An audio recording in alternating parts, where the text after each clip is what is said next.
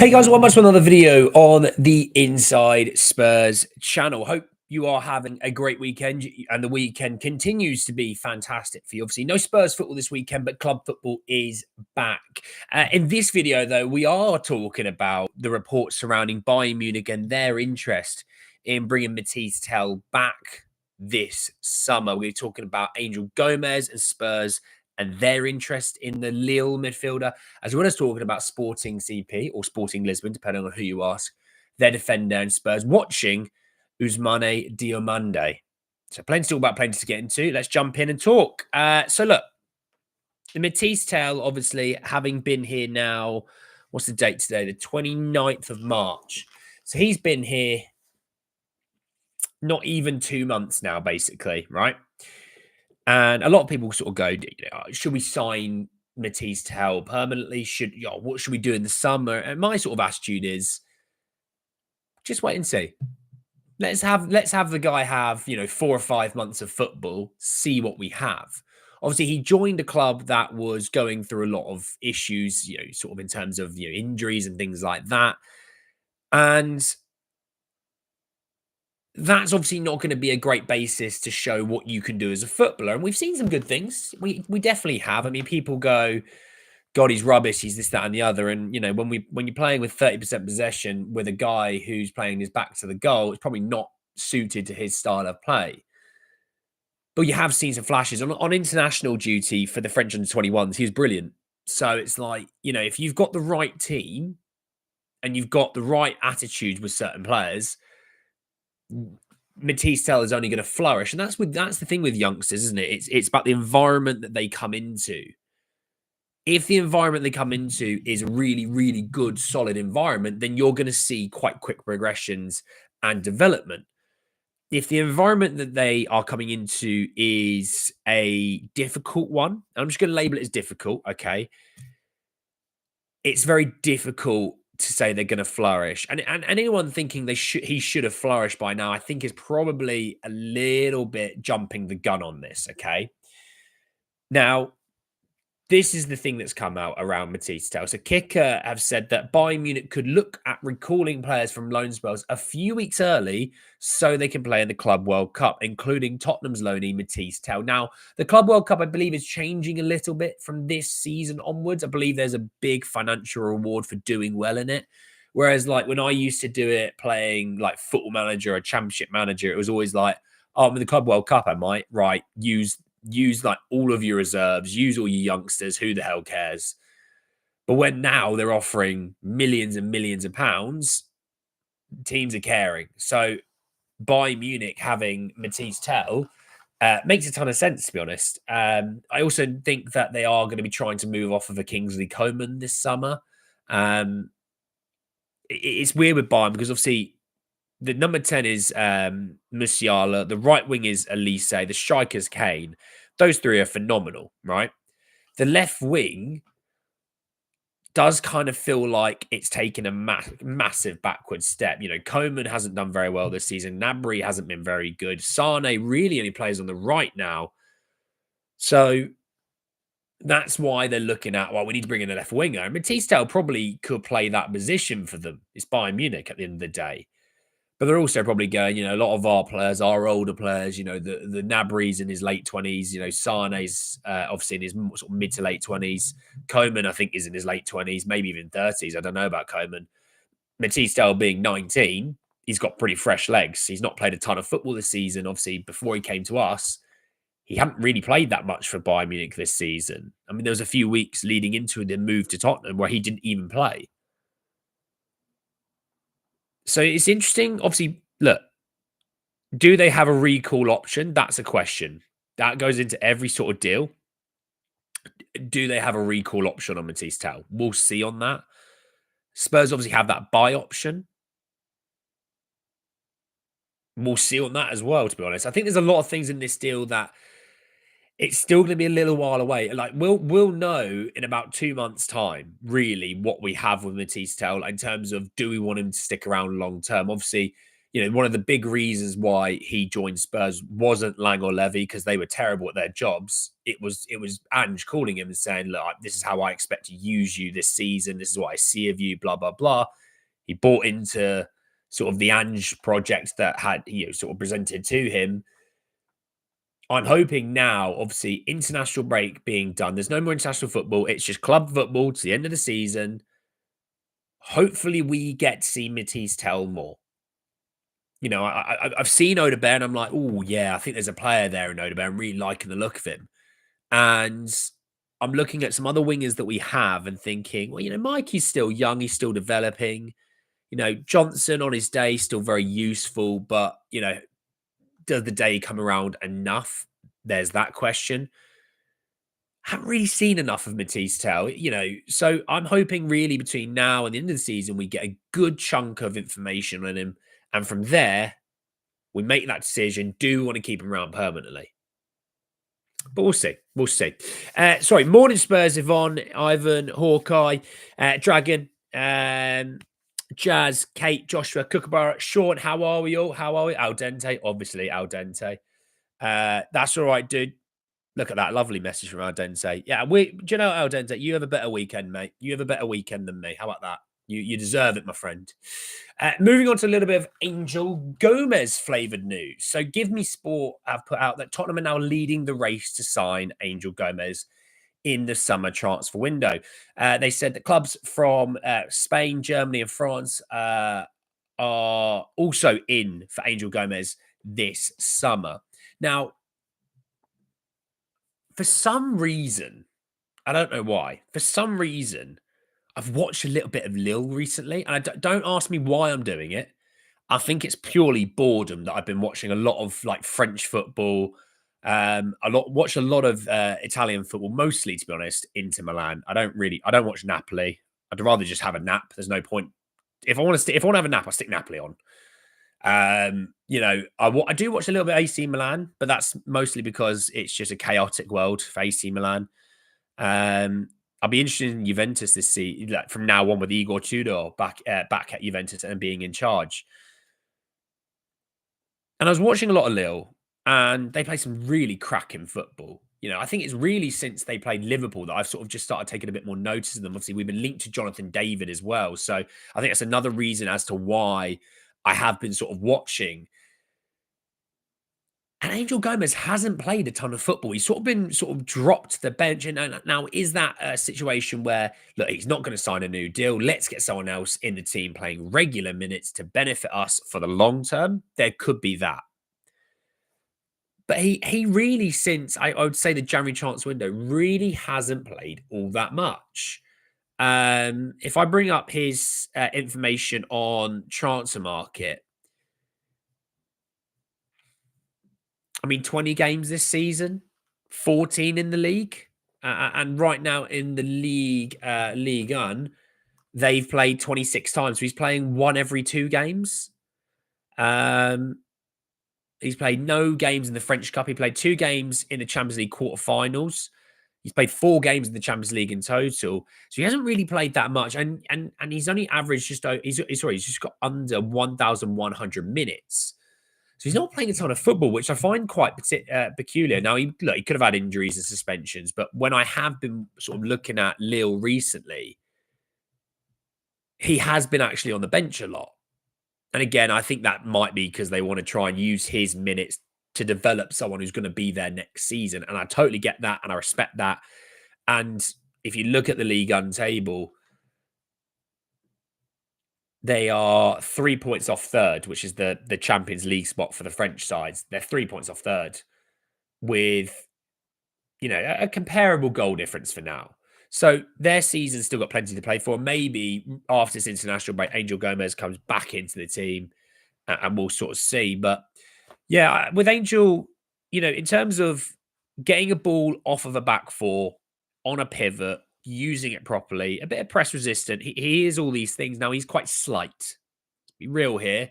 He is slight. If you are one of those people that sort of looks at a number 6 and looks at a Rodri, for example, 6'3" ish, or 6'3", 6'4", can cover decent ground, good on the ball, physical, decent in the air. He isn't going to be that for you. He's 5'6", I think, or 5'5". So he's not that whatsoever.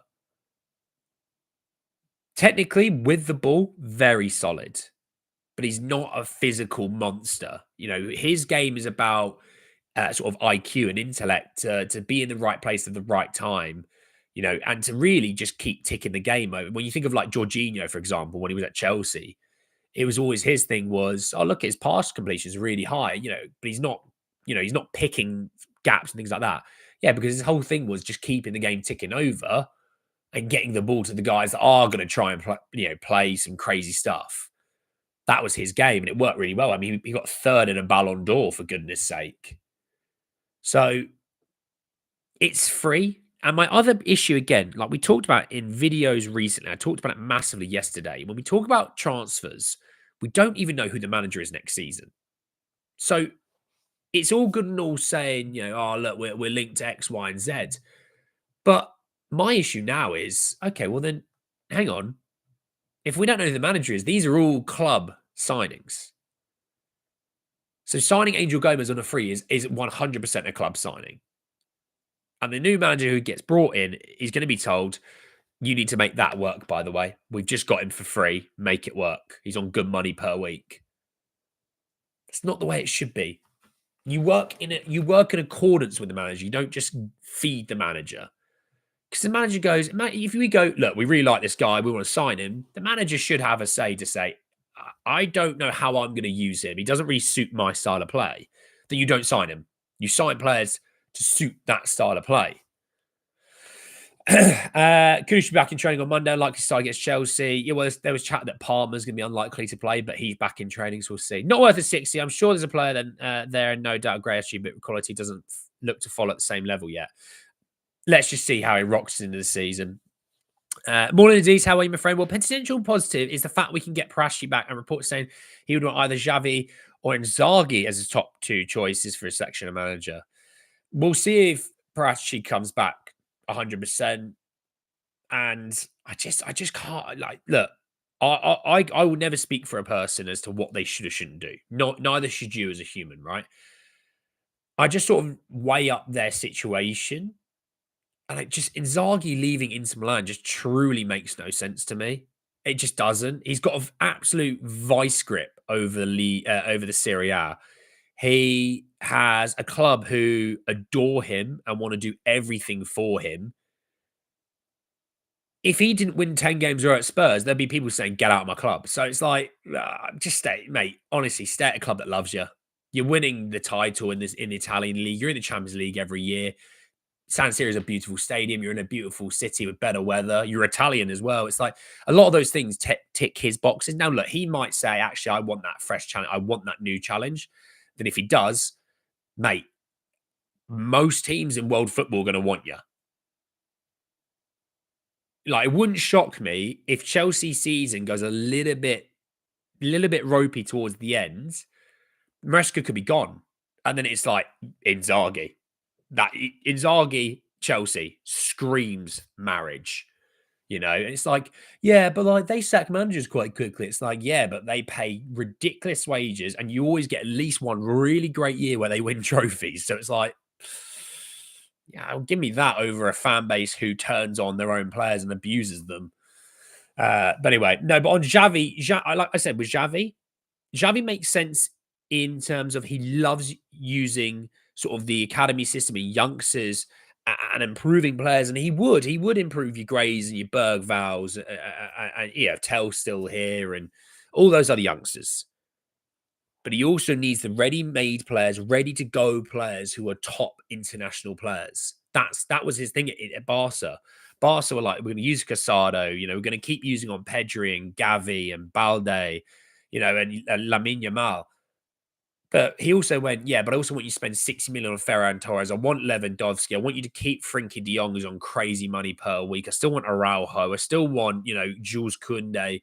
So it's like you have to get that balance, and we will give him one thing, but we won't give him the other. And it's like that's where the issue lies. And he has no issues, by the way, verbally having an issue with people. So it's like, more than Annie, I hope you spend all the transfer money on a couple of positions, impact forward and competition for a doggy. Yeah, a doggy needs competition.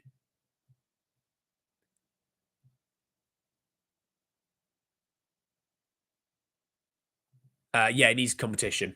Apparently, Liverpool, I've just got a thing from David Ornstein saying Liverpool owners are exploring purchase of Spanish club Malaga. It'd be good to see Malaga get back. Good to see Malaga get back to proper football. I love that club. Great place to go on holiday as well, by the way. Heard we're going for Vardy. Won't be going for Vardy. Won't be going for Vardy. Anyway, moving on. Moving on. Let's talk about Ousmane Diomande. Right. First and foremost, belter of a name. It's an absolute belter of a name. But TBR Football can reveal that Ousmane Diomande is set to leave Sporting CP this summer, and Tottenham Hotspur have been watching him all season, particularly in recent months. Several Premier League clubs love Diomande, but Spurs are very much in the conversation and have liked him since he was a youth player. Tottenham Hotspur are closely following the young defender this term, and he's a player who they could move for in the summer transfer window. And let's pause there before I give you some figures.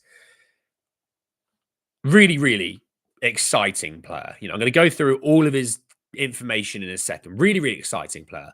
But again, we don't know who the manager is. He's not going to be a cheap player. He's going to take up a big chunk of money. He's a position that we need as a centre back. But my other issue is we don't know who the manager is. So buying a player before you get the manager, or hell, who even is going to be the director of football in the summer? It's like, that's the other thing. Is it Lang? Is it Bradshaw? Is it both of them? Is it Pang or Laratici? You know, is it the both of them together? Is it going to be Daniel Levy? Hell, is Hitchen coming back somehow? You know, it's like, who is it actually going to be? Who's the manager going to be? Until you get those two things nailed down, absolutely in stone, there's no point with transfers.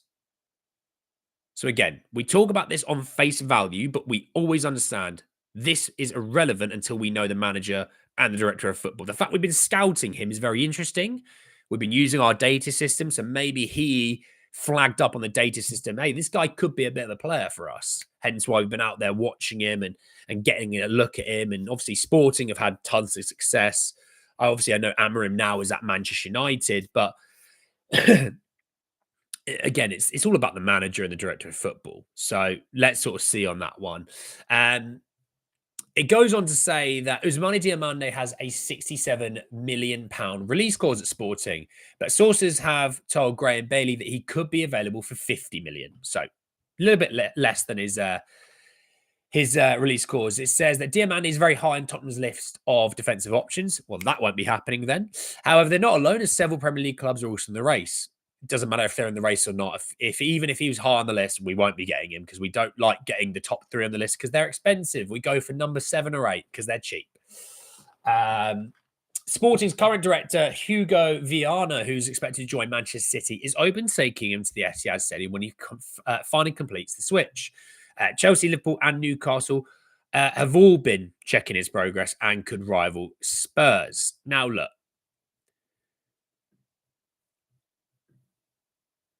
Let's play a hypothetical game before I go into all of his information and stuff. Hypothetical game. Let's say you sell Romero this summer. Okay, I don't want to. I don't. But we're going to play the hypothetical game that you do, and you raise, let's say, 90 million on him. Again, in terms of world inflation of football, 90 million is probably the minimum you should get for him. 2 years left on his deal. Prime time to sell. If you're receiving 90 million for him, you buy 2 centre halves, totaling about 100 million. Your centre back room is stacked out with real quality. If you're buying, let's say you got Diomande for 50 million and he bought another guy for 15, 20, who is a bit of a project, then you've left us bare again. And I love it. We get to a point where we're like, oh, we've got a few. Oh, we're leaving bare. Oh, no, we're going to get to it. And someone's leaving. And it's like, we can't seem to get 2 per position. We love just getting like 1, maybe little 1.5, and that's it. We love it. We enjoy never having quality rotational options. We love it. It's inject that into me, inject into my veins. Oh, anyway, Let's talk about his information. So he's a 21-year-old. He's born in December, so very much 21. He is an Ivory Coast defender. He's already got 8 caps for Ivory Coast. Got a goal as well. His contract expires in the summer of 2027, just like Romero's. He is a right-footed centre-back. This season, he's played 37 times for Sporting Lisbon across the Portuguese League or the Primeira Liga, the Portuguese Cup, the Champions League, the Allianz Cup, and the Super Cup. I mean, he's played 9 times in the Champions League as a 21-year-old. That's big for development. She's played 37 times, got 2 goals in that situation as well. He's got just over 2,961 minutes. When we look at the Primeira Liga, the Portuguese league, not the Spanish league. Here we go. The Primeira Liga, there we go. Sporting right now, top of the table on goal difference to Benfica. They've played 19 times. They played 26 times. They've won 19. They've drawn 5. They've lost 2. They've scored 17. But this is the key thing. They've conceded 23 in their 26 games.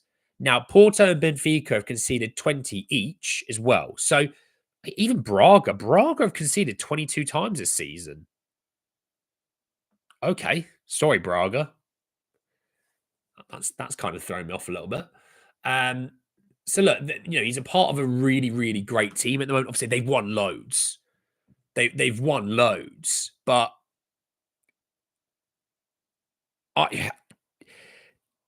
for me, again, look, obviously, we take this on face value, not knowing who the manager is, not knowing who the director of football really is going to truly be. You'd think it's going to be Lang, but you know what I mean. I would like Diomande, absolutely. He's a 21-year-old. You could have him around for 7 or 8 years. Let's be honest, it's going to be 5 or 6 years. We'll sell him to Real Madrid for a big profit. That's what we always do. We twerk for the bank balance.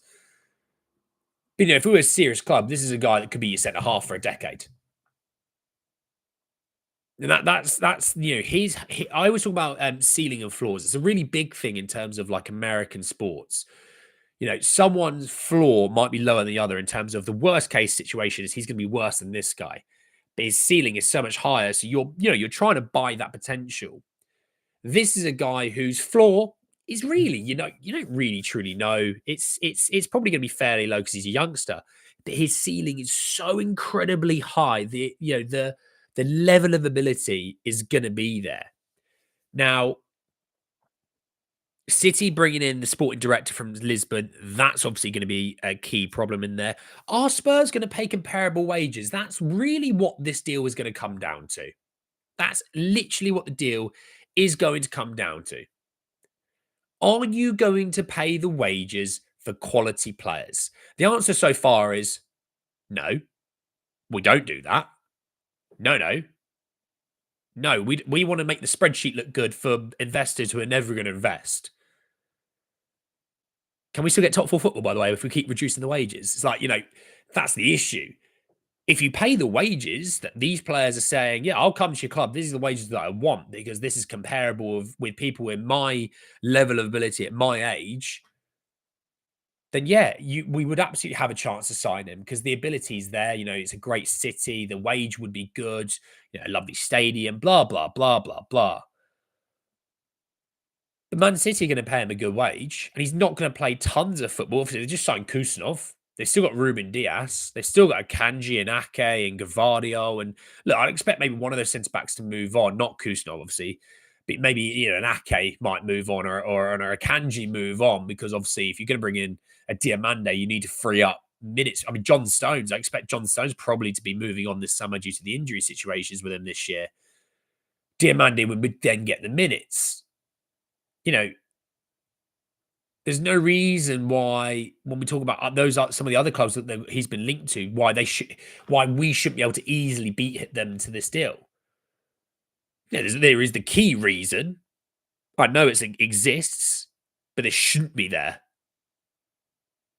That's where my situation is. So we'll sort of see on that.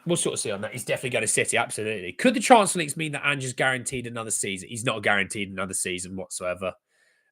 Situation right now is Ange just needs to improve to the end of the season.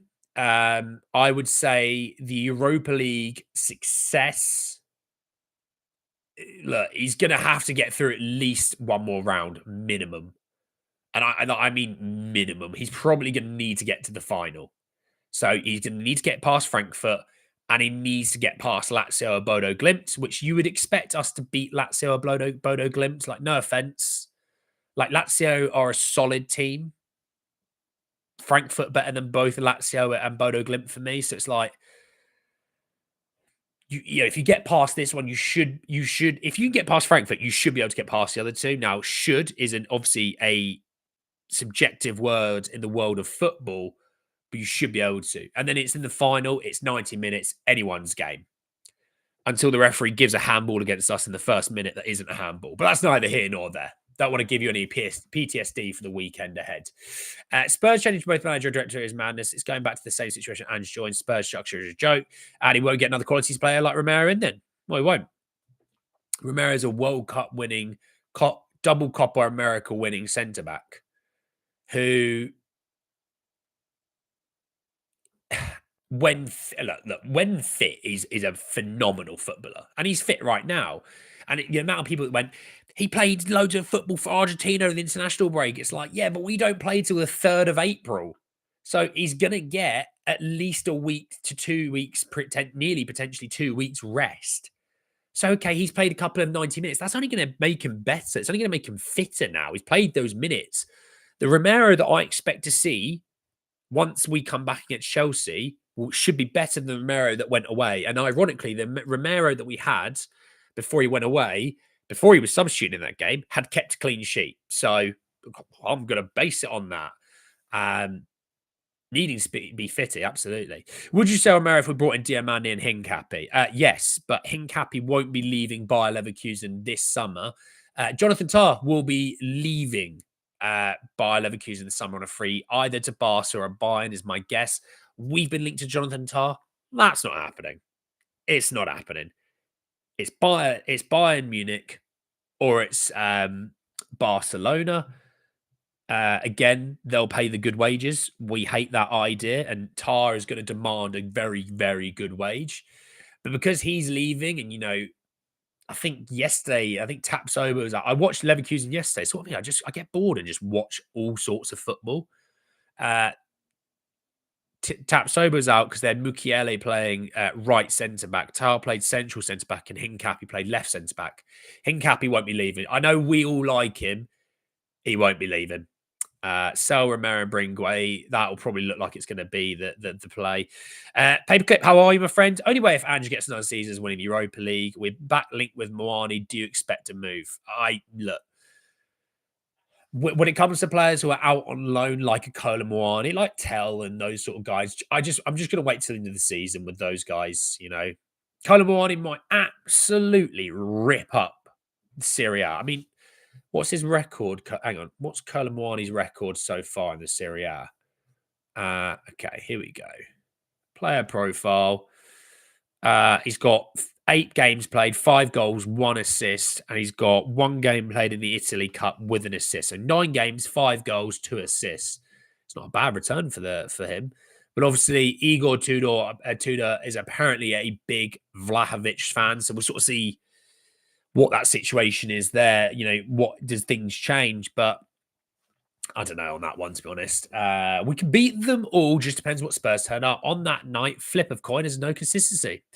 True. Do you reckon we convince Kimmich if we win the Europa League? Kimmich signed a new deal at Bayern Munich, mate. He is not leaving Germany. He is staying at Bayern München.